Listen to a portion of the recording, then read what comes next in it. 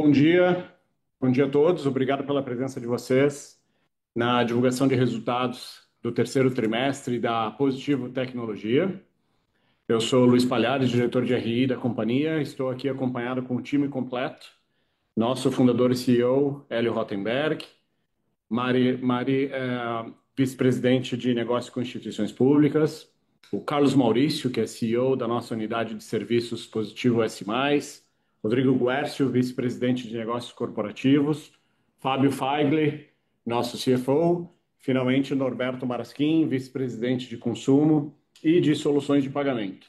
Então, faremos uma breve apresentação dos resultados e, em seguida, abriremos para perguntas e respostas. Eu peço apenas que, caso tenham perguntas, as enviem pelo botão de Q&A que está na parte inferior da sua tela. Não usem o chat, usem, por favor, o Q&A. A apresentação de resultados já está disponível no site de RI e em breve disponibilizaremos também o vídeo desse evento. Sem mais delongas, portanto, eu passo agora a palavra para o Hélio e vou colocar a apresentação na tela. Bom dia a todos. A boa notícia é uma geração de caixa de 331 milhões no ano. A não tão boa é que o nosso faturamento não está no nível que a gente gostaria que estivesse. E com o faturamento não estando no nível que a gente estivesse, a gente fica muito próximo do ponto de equilíbrio e traz um resultado de última linha fraco, de 1,1 milhão, né? Gostaríamos de estar trazendo muito mais, embora o resultado de EBIT não é um resultado bom, de 8,5%, ou seja, a lucratividade está boa, o faturamento é que não atingiu aquilo que a gente gostaria de atingir. Ao longo da apresentação a gente vai mostrar o porquê de tudo isso. Mas, com muita satisfação, que o nosso núcleo, o nosso core business, o núcleo que vai dos nossos PCs, dos desktops, dos notebooks, marca Positivo e Vaio, aos nossos servidores, servidores de entrada, até os super servidores de IA, os HPCs, até o serviço gerenciado, ou seja, esse núcleo de infraestrutura de TI, vai muito bem. Cresce, começa a trazer mais receita recorrente, então a gente está no caminho certo, que a gente definiu como a nossa grande estratégia, ser essa potência de infraestrutura de TI no Brasil. Essa potência, né, ela começa a mostrar os primeiros resultados, ela começa a mostrar, vamos ver pelo nosso gráfico de pizza que isso está acontecendo. Nossos serviços crescem, a nossa venda de servidores está super bem posicionada e a venda de PCs também acontece. E as nossas opcionalidades também vão muito bem, né? As nossas máquinas de pagamento crescem, ou seja, o nosso núcleo, o nosso core vai bem e as opcionalidades também. Então, a gente está no caminho certo, eu acho que a nossa estratégia definida vai muito bem e a gente continua nesse caminho. E agora, coroando tudo isso, estamos integrando, né, estamos acabando a integração, ainda demora alguns meses com pilotos e com a efetiva implementação, mas a gente já definiu como nós vamos fazer dessa unificação comercial da venda para instituições públicas, da venda para médias e grandes empresas, de uma equipe única, separada pelo canal, mas cada canal vendendo, cada equipe do canal vendendo serviços, servidores e PCs. Né? Esse era o nosso.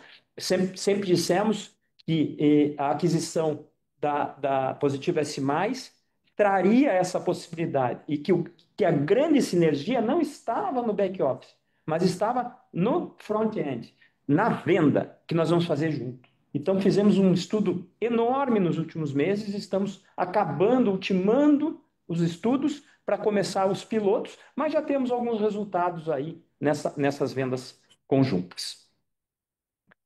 Positivo S+, ganha aí o prêmio de empresa inovadora do MIT, né? Tem recorde de captação de negócios, os servidores, a gente começa a entregar agora nesse trimestre o grande servidor, o maior da América Latina, DHPC, o pipeline de projeto para infraestrutura de TI aumenta no país, ou seja, a questão da soberania, a questão do custo, a questão da segurança de dados, elas são muito importantes, elas acontecem em vários países do mundo e passam a acontecer no Brasil. A gente começa a ver isso se movimentar a passos largos, ainda não com grandes resultados, mas já com movimentações, com pipeline bastante mais forte.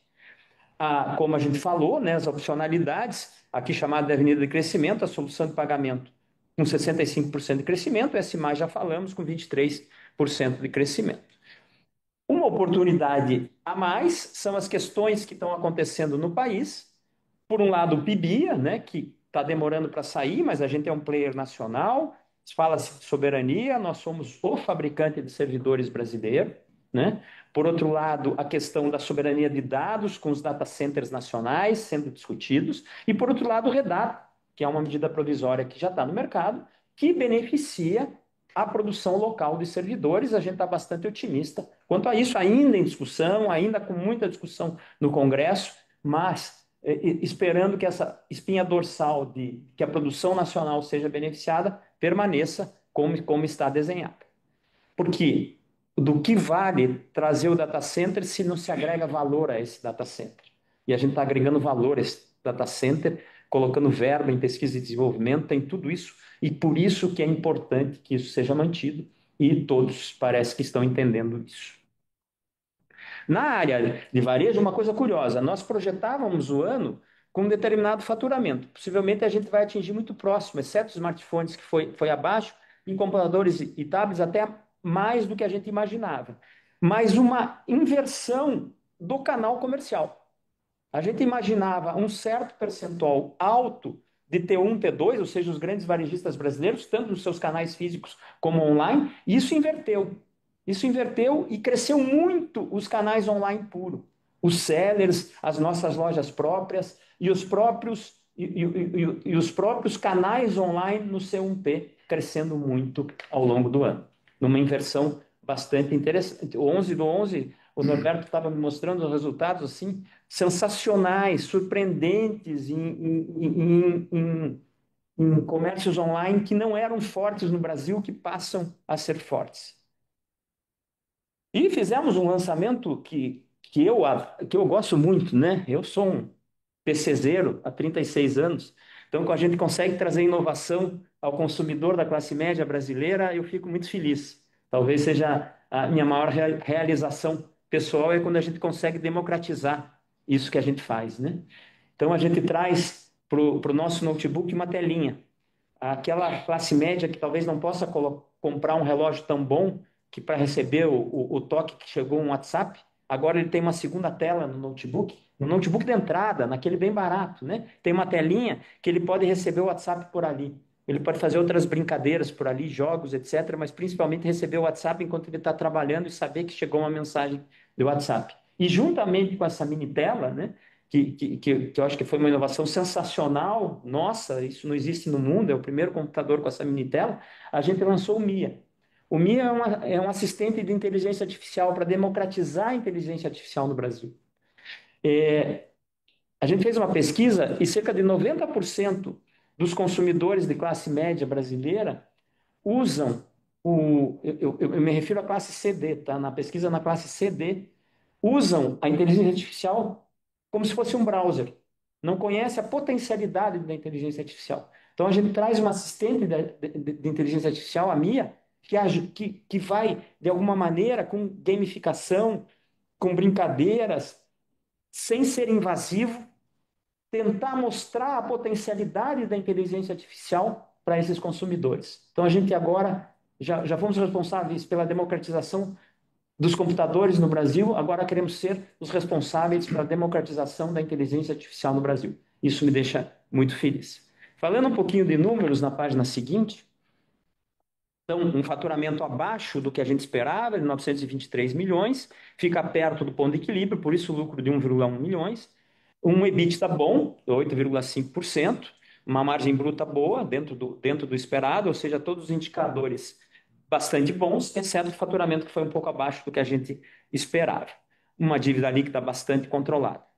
No ano, a mesma coisa, um faturamento de 2,767, um EBITDA bom de 8,3%, uma geração de caixa bastante interessante para os 9 primeiros meses. E mostrando um pouquinho como a diferença do que éramos e que somos, né? O que éramos em 2018 e o que somos hoje, né? Parece que a estratégia ela está sendo implementada exatamente como a gente esperava que ela fosse implementada, né? Então a gente traz serviços que no trimestre, talvez um pouco atípico, porque o trimestre foi baixo em algumas outras áreas, mas ele representa 27%. Quanto a gente poderia esperar um percentual tão alto em serviços?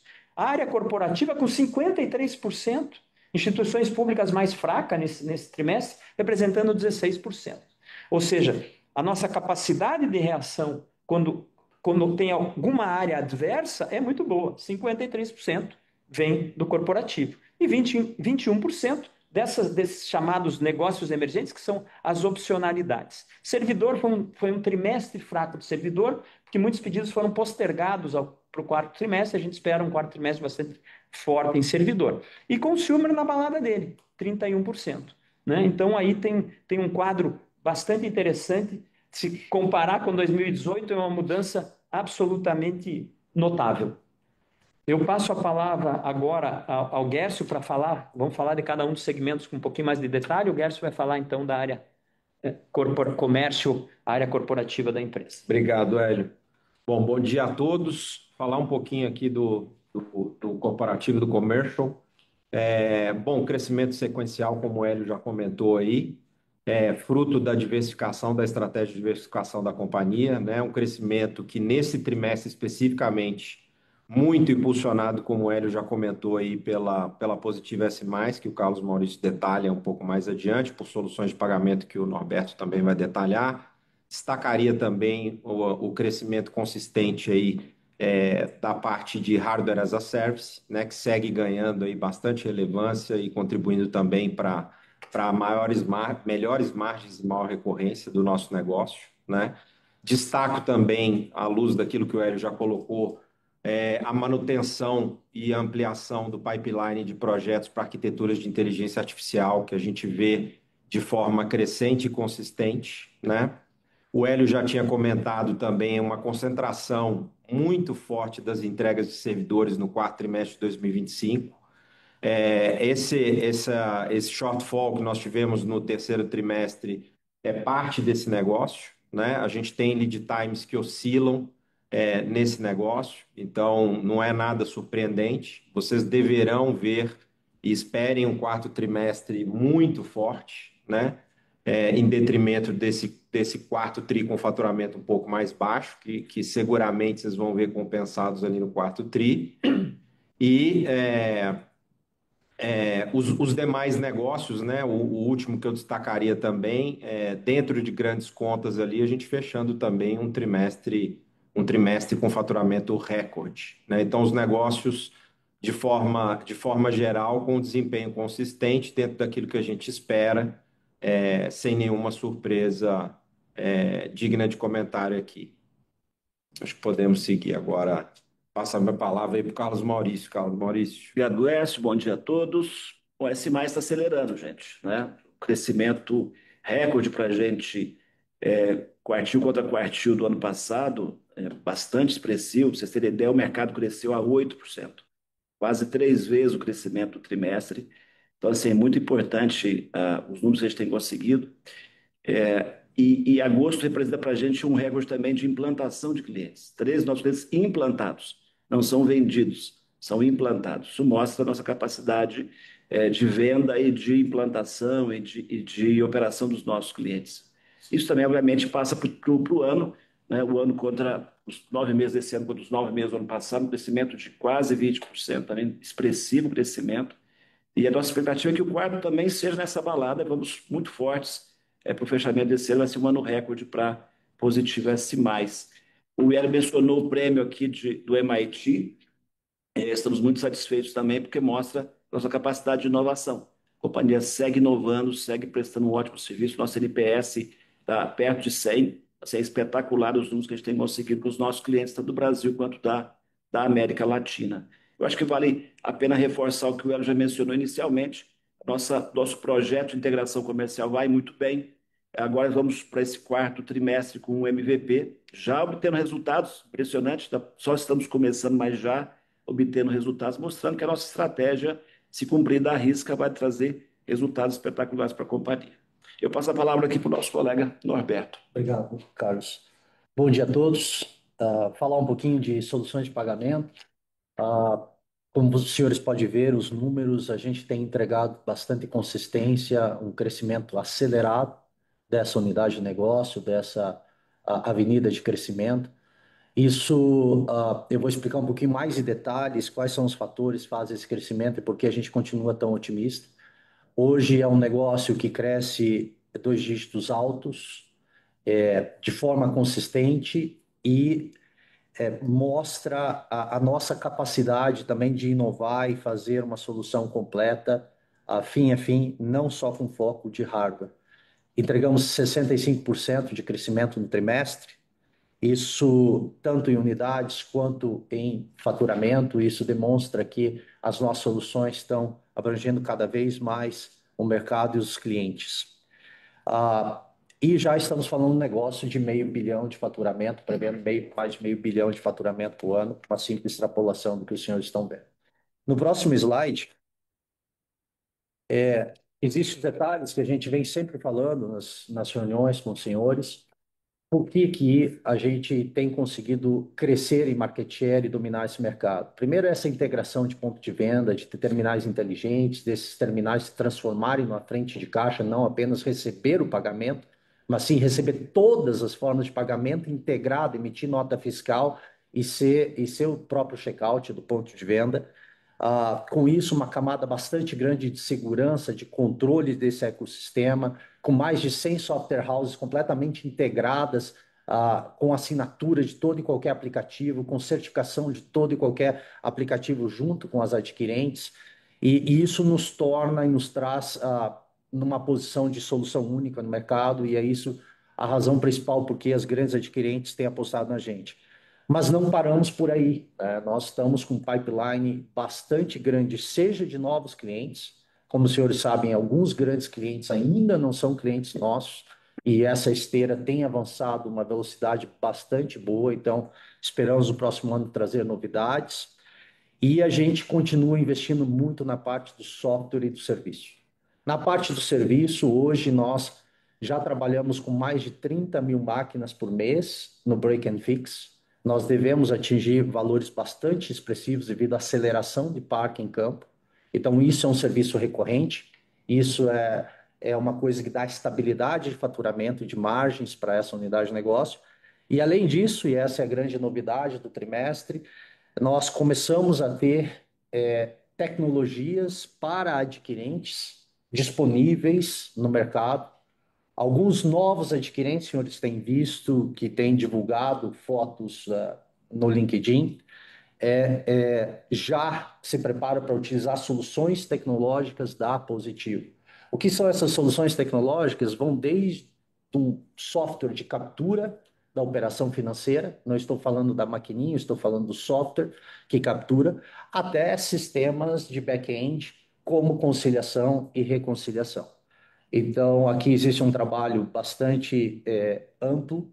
A Positivo não será um banco, a Positivo não será uma software house, a Positivo será um enabler, um player que vai disponibilizar tecnologia para todo esse ecossistema.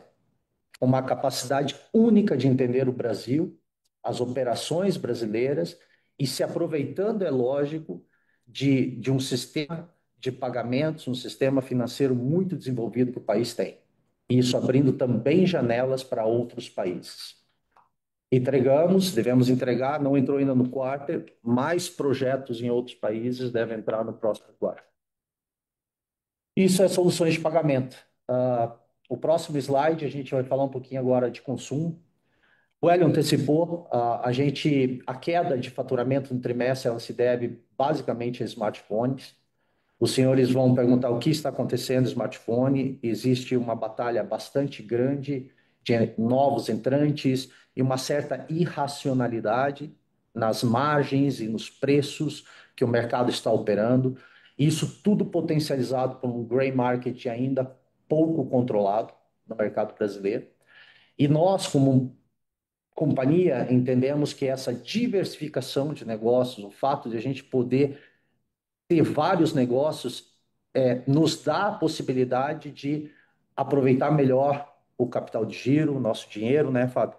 Em coisas que façam sentido e que não destruam o valor da companhia. Então, no momento que o mercado fica irracional e a concorrência sobe muito, nós procuramos ser racionais e apostar e continuar apostando, né, Carlos, nas coisas recorrentes, nas margens maiores, evitando assim destruir valor da empresa. Essa menor dependência de determinados mercados, onde a concorrência é mais ferrenha, é uma vantagem competitiva da Positivo Tecnologia hoje no mercado e não é diferente no consumo. Tanto é assim que parte desses 52% de queda que nós tivemos em smartphone trimestre a trimestre foram offsetados pelo crescimento de computadores, que está citado aqui, de 6%, mas também, se nós olharmos o tablet, ao longo do ano, nós estamos 12% acima dos 9 meses versus o ano passado. Vou falar um pouquinho mais adiante, dar um pouquinho mais de detalhe dos lançamentos, e a gente está muito empolgado, porque a Positivo é aquela empresa que fez a democratização de todos os PCs nas casas das pessoas, né, ao longo desses últimos 21 anos no varejo, Ed. E é que o Hélio falou que ele tem esse orgulho pessoal e a gente é parte disso e eu também me sinto muito, muito orgulhoso por esse trabalho de democratização e a Positivo é muito reconhecida pelas famílias, pelo trabalho que ela faz. No próximo slide, a gente fala um pouquinho do que a gente já tem comentado e da consistência do trabalho. Está muito difícil fechar margens no grande varejo. Os senhores acompanham o setor, os senhores sabem como a dinâmica de varejo tem mudado. E também existe um grau de agressividade nunca antes visto no varejo online, especialmente promovido pelos grandes marketplaces. O que a Positivo está fazendo? A Positivo está trabalhando em todos os canais, mas também estamos aproveitando entregar uma margem melhor e crescer nesta venda direta.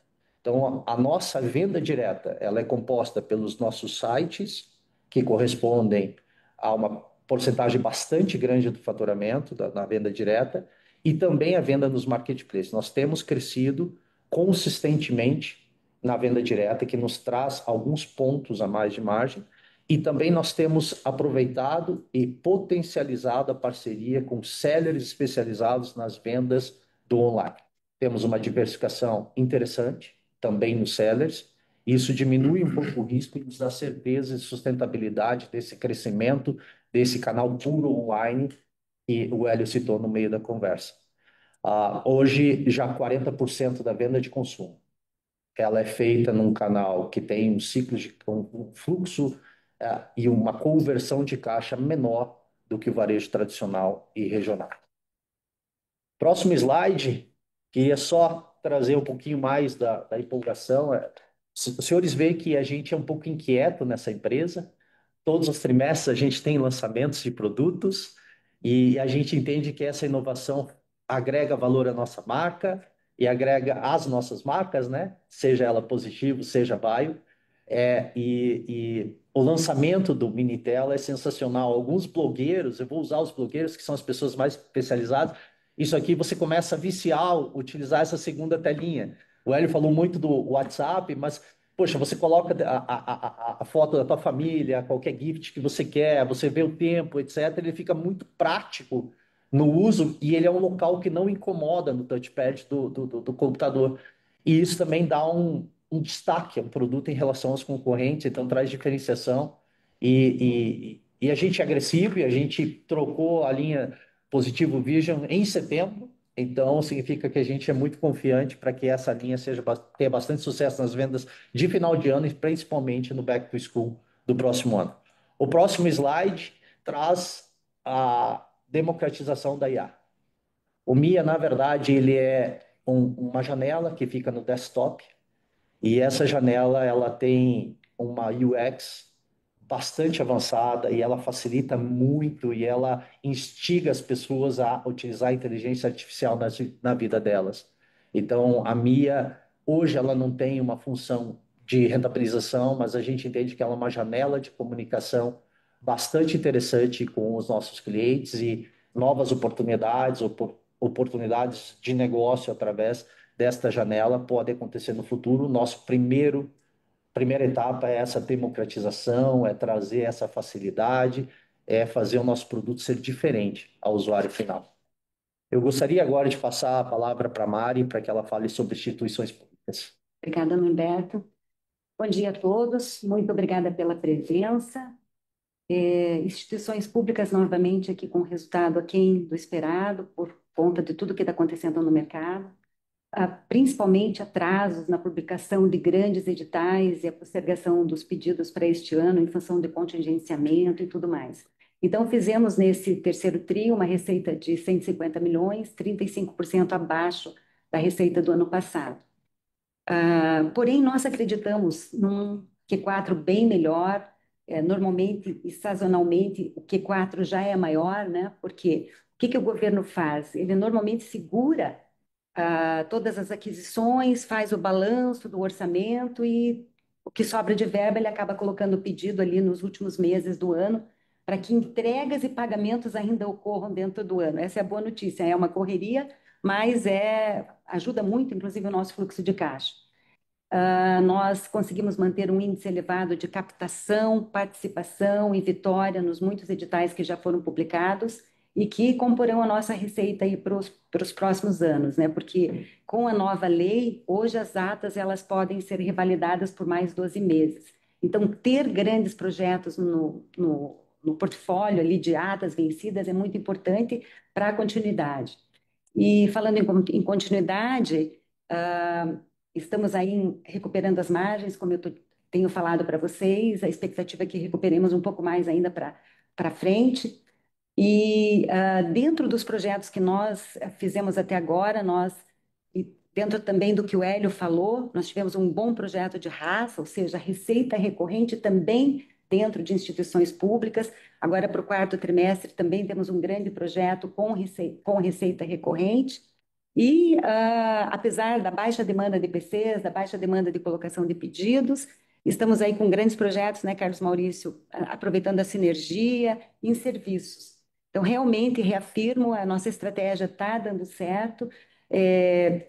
Sempre, né, tem altos e baixos no ciclo aí de negócios, instituições públicas, por conta do período pré-eleitoral, de tudo que está acontecendo no mundo, e essa contenção de gastos do governo está afetando realmente a colocação de pedidos.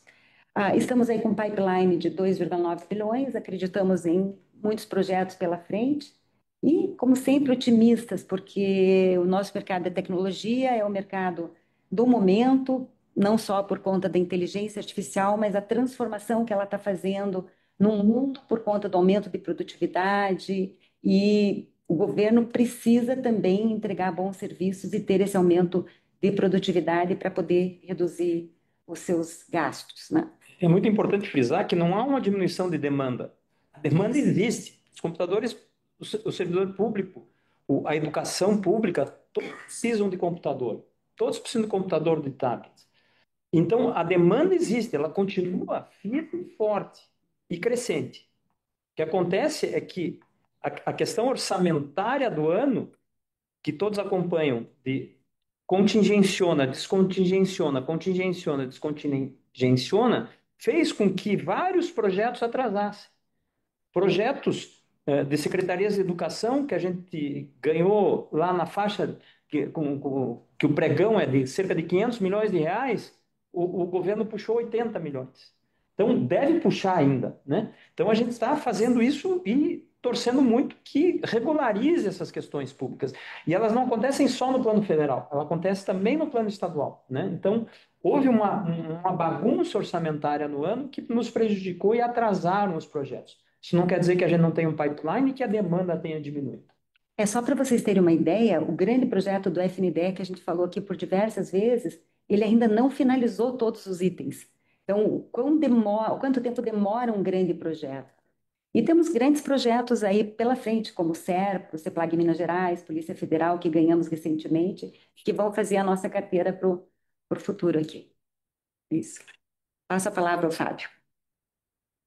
Obrigado, Mari. Bom dia. Passar os destaques financeiros, começando pela receita bruta. Acho que todos já explanaram bem. A gente fecha o trimestre com uma receita bruta de 923 milhões. Ponto importante aqui que mais da metade da receita vem das avenidas de crescimento, né? 51% neste trimestre. Isso favorece não só o ciclo de caixa, mas também a nossa margem bruta, que a gente vai falar na sequência. No acumulado ano, a gente está com 2.767 milhões, muito parecido com os 9 meses do ano anterior, se a gente eliminar os projetos especiais que a gente acabou faturando no primeiro TRI de 24. Então, a companhia tem uma estabilidade de faturamento demonstrada. Sobre a margem bruta, a gente tem um avanço de margem bruta, drivado principalmente pela maior participação das avenidas. Soluções de pagamento e serviços vieram muito fortes nesse trimestre, então a gente encerra o trimestre com 26,7% de margem bruta, né, 215 milhões. É um ponto bastante importante, né? A recorrência e a maior rentabilidade significa que a nossa estratégia está no caminho certo, a gente vem performando bem. E no acumulado ano, com 591 milhões, uma margem bruta de 25%. Acho que um ponto importante também nesse terceiro trimestre é que as margens brutas de instituições públicas também voltaram, né? Então, a gente sofreu no início do ano, agora já retomamos os patamares históricos e a gente vem entregando valor nessa linha também. Sobre o EBITDA é consequência de um faturamento mais baixo, o próprio Hélio comentou, a gente tem um 8,5% de margem EBITDA nesse trimestre, é uma margem EBITDA importante, melhor que o ano anterior, um pouquinho abaixo do último trimestre. A gente fecha o semestre agora com 195, os 9 meses, desculpa, com 195 milhões de margem EBITDA, a 8,3. Ele é reflexo da nossa margem bruta, né? Então a gente tem essa recorrência, tem essa melhor margem EBITDA aqui gerada pelas avenidas de crescimento. Partindo do EBITDA para o nosso lucro, né, um lucro baixo, mas é importante reforçar que é um lucro, né? A gente tem um EBITDA mais baixo nesse trimestre e ele é praticamente netado pela despesa financeira, né? Então a gente tem um cenário de Selic a 15%, então o custo financeiro é mais alto durante todo o exercício, e isso faz com que a gente, né, toda o EBITDA que a gente gera acabe transformando num lucro baixo, além do faturamento que ficou um pouco menor nesse trimestre. Destaques financeiros aqui de fluxo de caixa, acho que é um ponto bastante importante, é uma recorrência da companhia. A gente vem focando bastante, né, na estrutura de capital, na geração de caixa operacional. Vejo que no ano a gente já gerou 311 milhões, nesse trimestre 118 milhões de geração operacional, não só na questão de melhoria de prazo de recebimento de clientes, mas também casar muito bem, né, o nosso capital de giro de fornecedores com estoques. Então, a gente vem com uma cobertura muito importante, muito boa para a companhia, e isso reflete numa posição de caixa melhor nesse final desse terceiro trimestre. Partindo para o nosso endividamento, a gente fecha o trimestre com endividamento de 1,9 vezes, mais baixo do que o segundo trimestre, né, que a gente entregou 2 vezes uma. É um pouco acima do mesmo período do anterior, mas é motivado principalmente pelo EBITDA que está menor, né? Importante, a dívida líquida bastante controlada, bastante estável, né? 573 milhões, uma dívida líquida bastante aceitável aqui para a estrutura da companhia. Os produtos abaixo de dívida que a companhia tem, né? Então, grande parte é capital de giro, né? 50% da nossa dívida hoje é para financiar o nosso capital de giro, mas a parte de fomento também ganha importância, com 32% do todo. Olhando no quadro abaixo, a gente tem uma dívida bruta de 1,3 bi, ela está mais estável, né, em relação ao segundo TRI também, e o custo da dívida é importante, né, a importância da participação de bancos de fomento. A gente tem um custo de dívida de praticamente CDI, o que é bem importante, e uma duration que está um pouco abaixo, né, de 1,92, mas reflete, né, os vencimentos que a gente vai ver no próximo slide aqui. Então, hoje a gente tem 52% da nossa dívida no longo prazo, é um ponto importante, né? A gente mantém uma fatia maior do endividamento no longo prazo e a posição de caixa para suprir, né, 1,2 vezes a nossa dívida que vence durante 2026. Então, a companhia hoje tem uma boa gestão aqui financeira para estar superando, né, para estar suprindo esses vencimentos de dívida e estar entregando cada vez mais resultado. Como a gente comunicou ao mercado ontem, né, revisamos o guidance, Guidance anteriormente, né, tínhamos uma projeção de receita bruta de 4,4 a 4,8 bilhões. Nós fizemos uma revisão detalhada, né? Hoje a gente soltou um guidance de 3,9 a 4,1 bi. Ele está drivado principalmente por 4 grandes temas aqui, fatores externos, a gente já até percorreu aqui durante a nossa apresentação. O ambiente macroeconômico, né? A taxa de juros elevada, né? Então, afetando todo o consumo de computadores. A dinâmica pública, né, com contingenciamento, importante reforçar que a gente tem o pipeline firme, a questão é mais a dinâmica dos pedidos e de entregas, isso, existe uma postergação importante. O mercado de smartphones, que o próprio Norberto já comentou, né, a participação do mercado cinza e da forte concorrência, né, além da questão da rentabilidade que a companhia avalia, e oferta de insumos, né, oferta de memórias, que é uma recente preocupação aqui com a elevação de preço e indisponibilidade do insumo. Importante destacar essa questão da memória, porque ela está nos afetando nesse momento e a gente não tem muito ainda a dimensão dessa crise, tá? A gente já passou por crises como essa, elas normalizam, mas a gente não sabe quando normaliza. Há uma crise de wafers no mundo. A produção de wafer no mundo ela é muito concentrada em muito poucos players. 3 players dominam mais de 90% do mercado de wafers no mundo, dos quais fazem memória. E esses players, eles com o crescente mercado dos grandes data centers no mundo, que fazem memórias maiores e talvez mais lucrativas, né? Não é o nosso mercado, houve um desvio de wafers do mercado de PCs, smartphones, tablets e todos os eletrônicos de consumo, o eletrônico do carro, os jogos, tudo para produção de memórias de grandes data centers. Os números, eles não batem muito, porque as dimensões é 1,5 bi de dispositivos, mais 2 bilhões de dispositivos contra 10 milhões de servidores, né? Mas um pouco foi desviado e talvez, como tem poucos players, exista uma tendência de subida de preço da memória. Então a gente vive uma crise hoje em que a gente não tem nem oferta e os preços subindo muito desses componentes. Então, a gente está muito atento a isso, estamos conversando muito. Nossa diretora de procurement acabou de voltar da Ásia, que fez reunião com todo mundo. Então, estamos muito atentos. Não vai afetar diretamente o Q4, né? Talvez um pouquinho de subida de preço, mas nada. No Q1, talvez vai afetar um pouquinho mais em termos de supply, mas a gente está conseguindo comprar, né? Vai ter que haver repasse de preço para alguns contratos no consumo e tudo está subindo para todo mundo, então existe aí um momento crítico no suprimento de memórias e um pouco dos SSDs que usam memória também para serem produzidos, mas menos no SSD e mais nas memórias, só para não deixar de informar isso ao mercado.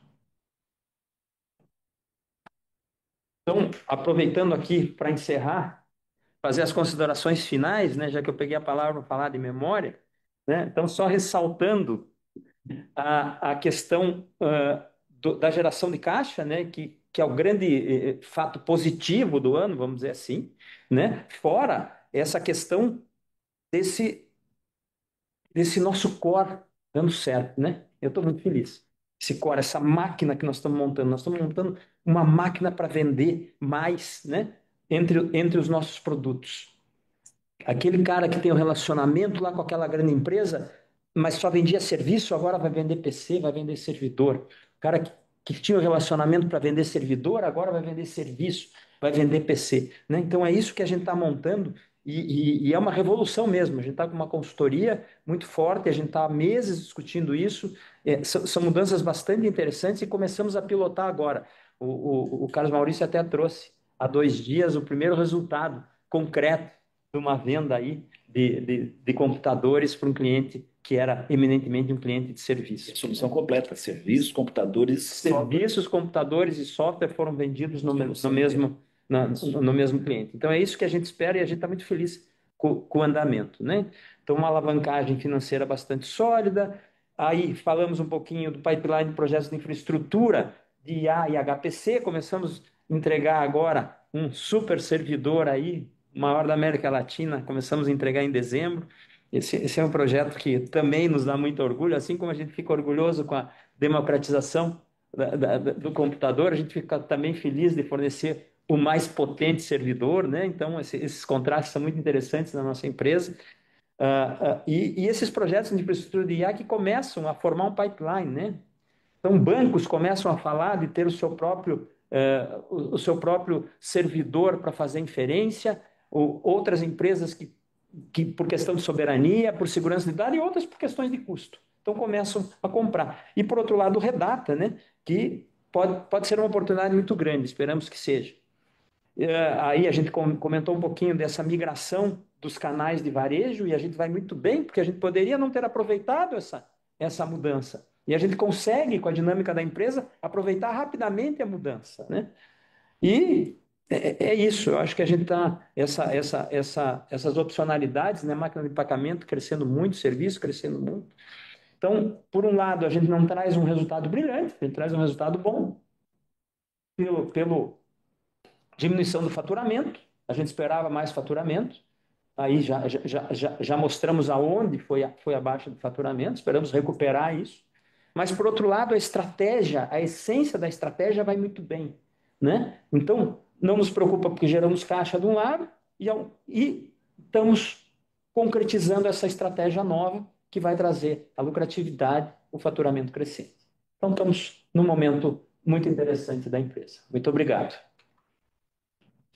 Passamos então agora para a sessão de perguntas e respostas. Eu vou começar aqui então pela ordem. Se nós pudermos abrir o microfone para o Luiz Chagas, da XP, para começar. Luiz, consegue nos ouvir?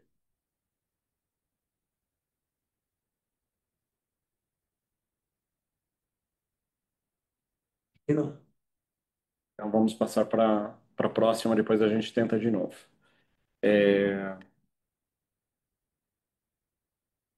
Eu tenho aqui a pergunta da Maria Clara, do analista do Itaú BBA. Eu acho que são diferentes temas aqui. Se puderem comentar com mais detalhes sobre como pensar na evolução da demanda para governos para 2026, levando em conta que é um ano eleitoral, então esse é um tema.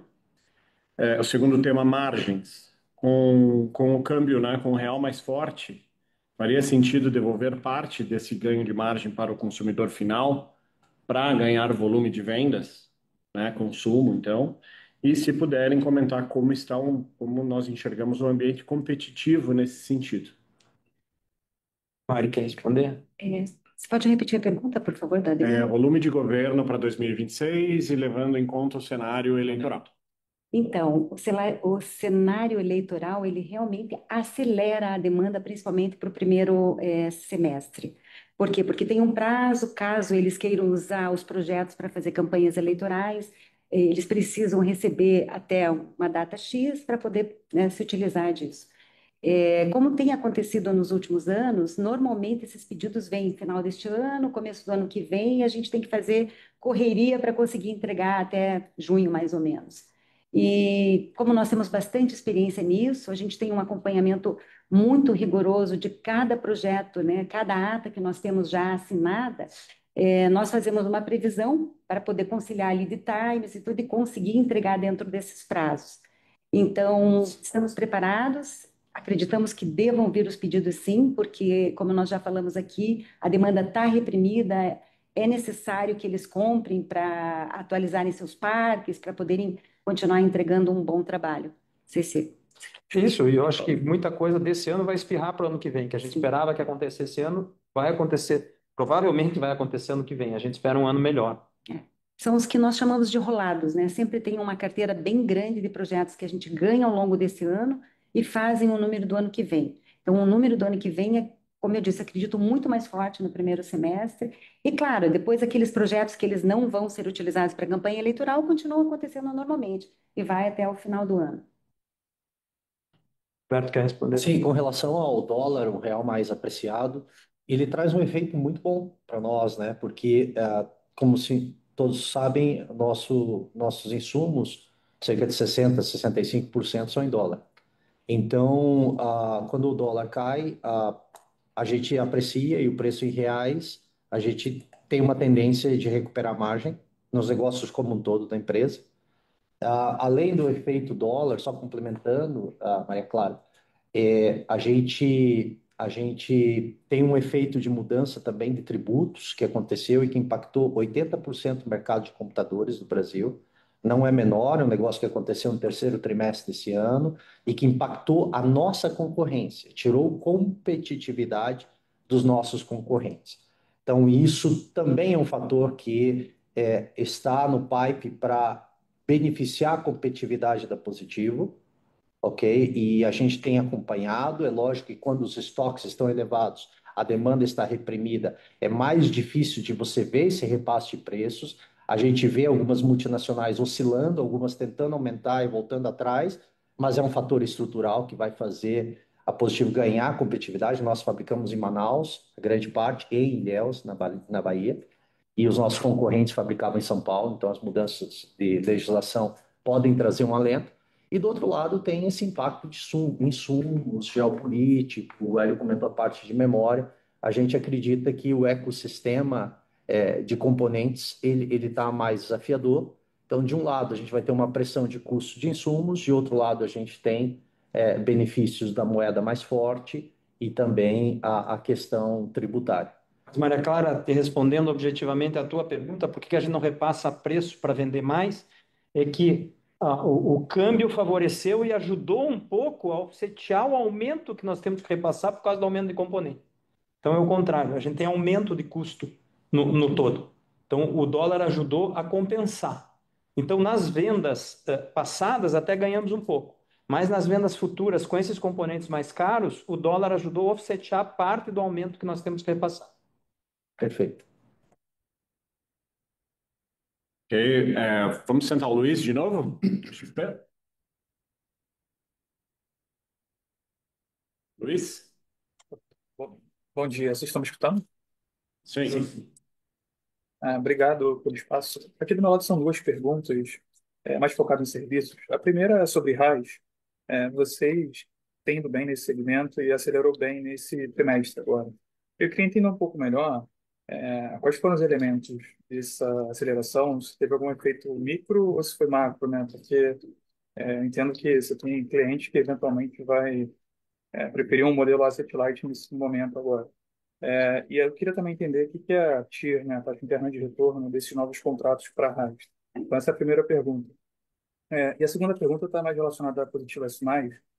Tem sido um reloginho a performance dela, e eu estava querendo entender um pouco da perspectiva que vocês têm para esse segmento em 2026 e que tem explicado essa performance tão forte, como é que vocês vêm para o ano que vem. Obrigado. Parece mais. Mas você pode repetir o final da pergunta, por favor, Luiz? Deu uma truncada aqui para a gente. Claro. A pergunta era da Positivo S+, querendo entender a perspectiva que vocês têm para o ano que vem. É um ruído de fundo, Luiz. Eu não sei se tem alguém do seu lado. Mas o ano que vem. Perspectiva para o ano que vem. De crescimento. Quer responder sobre RAS? Isso. Você quer que eu fale primeiro? Bom, o que a gente está vendo primeiro é o seguinte: por conta da alta taxa de juros, os clientes corporativos têm priorizado, na maioria das vezes, no processo de aquisição, esses modelos como serviço, né? Então, clientes que tipicamente não discutiam esse modelo têm pedido para ter cenários alternativos com esse modelo, né? Essa é uma questão conjuntural, momento de mercado, né? A discussão que a gente vê, que é uma discussão muito de negócio, os clientes estão priorizando colocar o dinheiro no seu negócio ao invés de descapitalizar para eventualmente investir em tecnologia. Simples assim, né? E para a gente, quando a gente olha para isso, né, a gente tem sido muito criterioso aqui. O Fábio tem me ajudado, tem sido um belo parceiro nisso. O que a gente tem procurado fazer como companhia é fazer boas escolhas, né? Do mesmo jeito que o cliente que está do outro lado da mesa quer comprar e priorizar esse modelo, a gente precisa ter um critério de crédito e de escolha muito bom aqui para a gente não fazer escolhas ruins, né?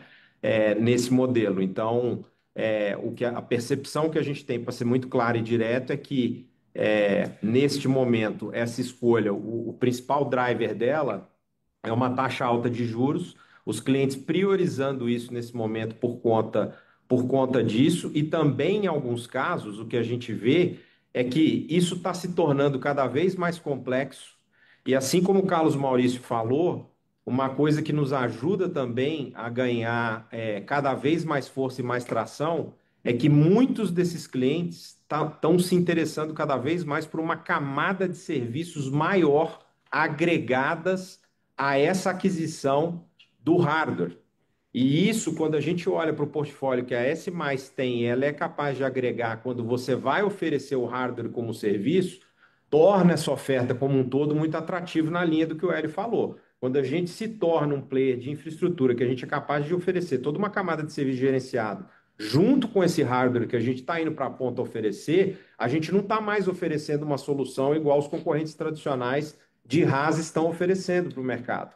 A gente está oferecendo uma camada de serviço gerenciado que vai muito além daquilo que o mercado tradicionalmente está acostumado a ver. E aí a gente tem um valor agregado muito maior para poder colocar na mesa para os clientes, e os clientes estão começando a ver que isso tem um diferencial muito grande para eles e um valor percebido muito grande na hora que eles vão para a mesa discutir isso com a gente. Luiz, a S+, obrigado pelo seu comentário, né? Realmente tem tido uma performance boa em termos recorrentes e o crescimento também está vindo de uma forma bastante forte e entendo que 26 não será diferente. Nós vamos continuar acelerando forte, né? Fechamos os nossos orçamentos já com um ótimo guidance para o ano que vem. Eu entendo que o mercado tem dado uma boa resposta para a gente naquilo que a gente já vinha entregando. Então, você entrega uma ótima operação, o NPS vem alto, o cliente olha para isso, ótima operação, NPS alto, esses caras são bons, e vem, né, com inovação, com alternativas de solução dos problemas dos clientes, com muita inovação, com muita automação. Não é só colocar gente, é automação, é inteligência, né? Nós temos investido em companhias ao redor do nosso negócio, trazendo soluções de software também. Então, assim, você tem serviço, você tem hardware, agora você tem software compondo uma solução. O cliente tem entendido isso como uma ótima proposta de valor e tem retornado para a gente bons negócios, perdão. Então, eu entendo que nós vamos continuar acelerando. O nosso grande desafio é continuar inovando o portfólio. Então, vem novos produtos para o ano que vem novas features para os produtos existentes. Então, assim, a ideia é seguir acelerando. E o meu desafio é que aquele número de 20 e tantos por cento lá da representatividade da Positivo e como um todo não caia, siga crescendo. Esse é o nosso desafio aqui da S+, da área de serviço da companhia. Obrigado, pessoal. Super claro. Eu tenho o Gustavo Farias, do UBS BB, pediu para eu ler as perguntas dele aqui também. Então, Gustavo, vamos lá. Eu separei as tuas perguntas por 3 temas. São várias, mas acho que dá para simplificar aqui. Sobre servidores. E essa pergunta vai estar aparecendo mais vezes aqui no chat, tá? Se puderem comentar um pouco mais sobre o deslocamento da receita para o Q4. E quais as expectativas para esse segmento, considerando a MP do Redato? Tudo bem? De servidores aqui. Sobre smartphones, Norberto. E deixa o Gerson já responder, daí você faz esse Tá bom. Tem smartphone, serviço e PCs aqui. Bom, sobre o deslocamento da receita, desculpa, foi o Luiz Chagas, é isso? Não, Gustavo. Desculpa. Gustavo, sobre o deslocamento da receita, isso é muito normal nesse segmento, tá? É importante ficar claro para vocês o seguinte: existe uma corrida, e ela não é só aqui no Brasil, ela é global, tá? E a gente tem uma consolidação de fornecimento praticamente num fornecedor único hoje, que é a NVIDIA, ok? A gente percebe hoje um lead time estendido para boa parte desses insumos, que são as GPUs, que vão em praticamente tudo aquilo que a gente está fornecendo, tá? E muitas vezes esse lead time não é o que a gente gostaria. Então, esse deslocamento, eu diria para você que, em boa parte, ele deriva de um lead time estendido de alguns componentes que a gente vê. E é por isso, inclusive, que eu já dei um spoiler ali e falei para vocês que nós vamos ter uma concentração muito grande dessa receita ali no Q4, porque houve esse deslocamento no Q3. Mas não é nada anormal nem nada atípico, dado que esse deslocamento e esses lead times acontecem porque a gente está justamente num período de maior sazonalidade do ano, que é justamente o segundo semestre, tá? Os negócios continuam acontecendo de forma normal, de forma tradicional, como eles sempre aconteceram.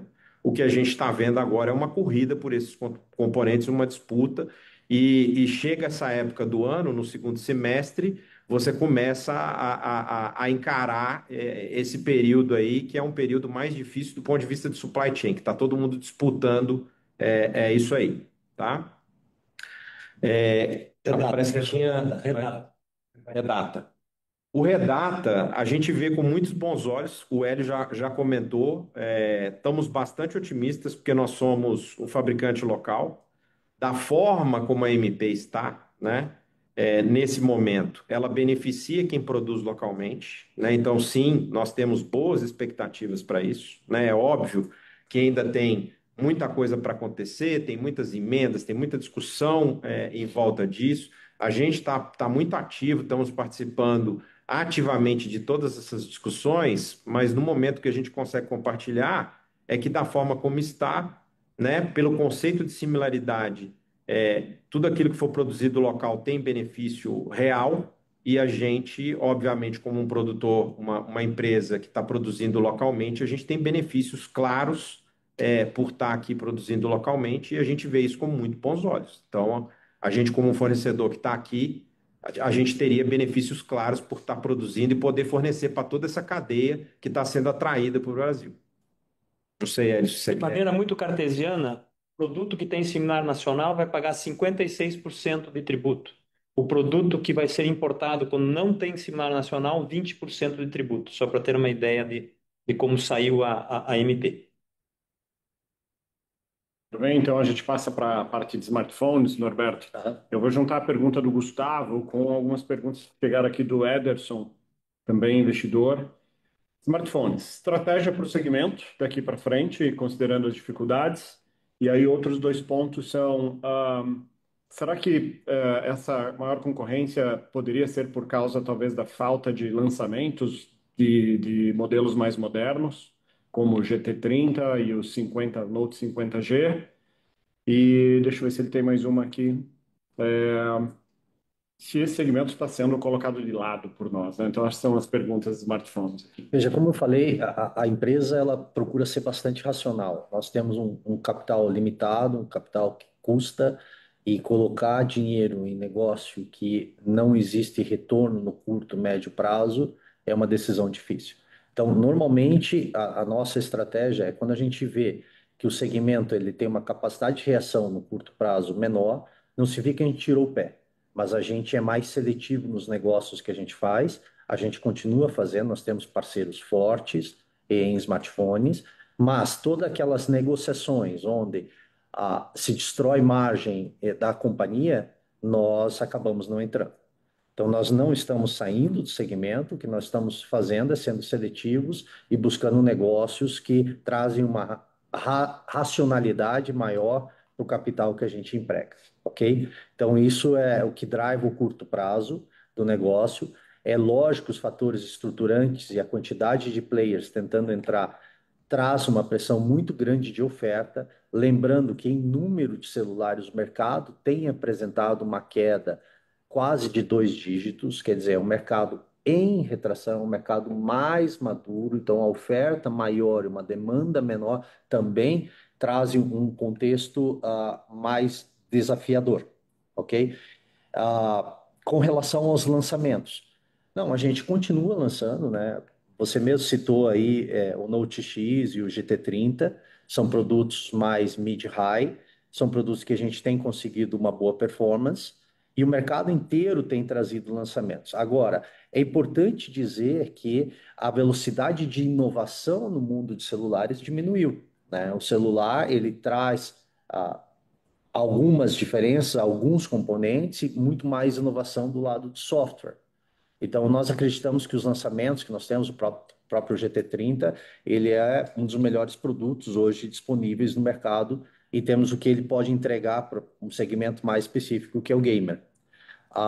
Então, eu acho que é muito mais contexto, concorrência, oferta, demanda, que faz com que a Positivo seja um pouquinho mais seletiva em como fazer. Nós não podemos, como companhia, apostar em negócios que destruam valor no curto e principalmente no médio e longo prazo. Essa é um pouco a racionalidade que a gente busca, esse é o trabalho que a gente está fazendo também em termos de canais. Nós queremos fazer negócios, mas os negócios eles têm que ser bons para todos, para o cliente, às vezes para o varejista e também para o fabricante. Essa é um pouco o que nós temos trazido na mesa nas nossas negociações e temos tentado manter uma disciplina para a gente continuar entregando essa estratégia, esse crescimento de companhia. Eu acho que para tentar incorporar várias perguntas que estão surgindo, acho que a gente podia, para encerrar, ainda do Gustavo aqui, falar um pouquinho dos próximos passos da integração da S+, se a gente puder dar um pouquinho mais de cor. Windows 10, como isso impacta a pipeline no geral, governo, consumo, e tem vindo bastante perguntas se a gente pode também dar um pouquinho mais de cor sobre investimentos públicos em infraestrutura de IA no Brasil, né? Que é um pouco do PBI, se educação também vai puxar IA, entendeu? Então, os três temas: serviços, próximos passos, Windows 10, como isso está aparecendo aqui em termos de demanda. E acho que para encerrar, como é que está a demanda? Deixa eu responder rápido pelo adiantado do horário. Desculpem, fica à vontade. Carlos Maurício e Gércio e Mari, mas eu estou muito entusiasmado com essa primeira pergunta, eu não posso responder. Tá? Nós estamos vivenciando isso com reuniões frequentes, né? Dessa integração, né? E discute, transformamos em BUs de produtos na horizontal, né? O responsável por servidor, pela linha de produto servidor, linha de produto serviço, linha de produto PC, aqui os canais, 2 canais para instituições públicas, alguns canais para empresas, para média empresa. Média empresa, por exemplo, a gente é muito fraco na média empresa, e agora a gente vai atacar para valer a média empresa, né? Então tem os canais, tem os gestores de canais, e nós acabamos o desenho. Foram idas e vindas infindáveis para a gente conseguir definir como é que seria esse desenho e quem seria o dono de cada caixa. Isso está feito, está definido, tudo definido. Tivemos uma última reunião essa semana para definir a caixinha de PCs, que é uma caixinha que permeia toda a empresa, mais complexa de ser definida. Então a gente começa os pilotos agora, a gente começa uma fase de pilotar esse modelo antes da gente tombar o modelo como um todo, para não correr risco de perder venda do que a gente faz hoje. Então a gente vai fazer devagar. Então a gente começa agora uma fase de 6 a 10 meses de pilotar esse novo modelo, para daí tombar ele totalmente. É nessa fase que nós estamos. Windows 10, esperávamos um movimento muito mais forte do mercado pelo fim do suporte do Windows 10. Não aconteceu. Algumas empresas sim, mas principalmente as grandes, mas não foi aquele boom que todo mundo esperava. Ainda vai haver ao longo dos meses. Mas o mercado não está ruim, o mercado tá bom, a gente está performando bem, vai entregar um ano acima do que a gente esperava na venda de computadores para as grandes empresas. Isso não reflete muito nas empresas menores e no consumidor pessoa física. E a terceira? E a última, Hélio, acho que para encerrar, essa é muito importante, é como que os investimentos públicos no Brasil em inteligência artificial podem nos beneficiar? Como é que a gente captura isso? Veja, eu rapidamente comentei, separei em 3 grandes blocos desses investimentos públicos. Um é o PIBIA, que é um Plano Brasileiro de Inteligência Artificial. O governo quer ter soberania e quer ter um super servidor distribuído pelo território nacional, distribuído pelos centros de pesquisa, para ter a inteligência artificial nesse servidor com transferência de tecnologia, um modelo que a gente concebe muito parecido com o da Embraer, de transferência de tecnologia. A gente está imbuído, a gente está no meio dessas discussões. Se vai sair ou não, se vai ter verba ou não, a gente não pode garantir. E se nós vamos ganhar, também não podemos garantir, mas que nós estamos no meio de todo esse contexto, nós estamos. A segunda é a soberania de ter um data center brasileiro. Discussão capitaneada pelo CERN, para ter um grande data center soberano, para evitar as leis americanas que podem ter acesso aos dados do data center. Então essa é outra discussão que nós estamos no centro dela. Se vai acontecer, não vai acontecer, e qual o tamanho se acontecer, nós não sabemos. Mas estamos no centro, como empresa brasileira de tecnologia. Eu sou membro do Conselhão na área de tecnologia também, onde essa discussão é muito, muito quente, muito pujante, e a gente tem discutido isso de maneira bastante exaustiva. Não dá para prever o que vai acontecer, mas traz um otimismo para nós. E a terceira é o redato, que a gente já comentou, que não é dinheiro público, mas é a legislação pública de atração do data center, que a gente comentou que o produtor nacional vai ter vantagem. Se a gente vai ganhar com isso ou não, o curto, médio, daqui a alguns meses nós vamos saber, ainda não sabemos, mas estamos também bastante otimistas. Então essas são as 3 áreas que a gente vê com bastante otimismo. Esqueci de algum? Não. Então, Perfeito, cirúrgico. Acho que com isso avançamos o horário aqui, né? Alguma palavra final, talvez, para encerrar? Se não, eu acho que é isso. Acho que a gente comentou sobre tudo, né? Esse nosso otimismo da implementação da nossa estratégia, que dá certo, né? Opcionalidades indo bem, né? Então a gente tem esse composto nesse momento.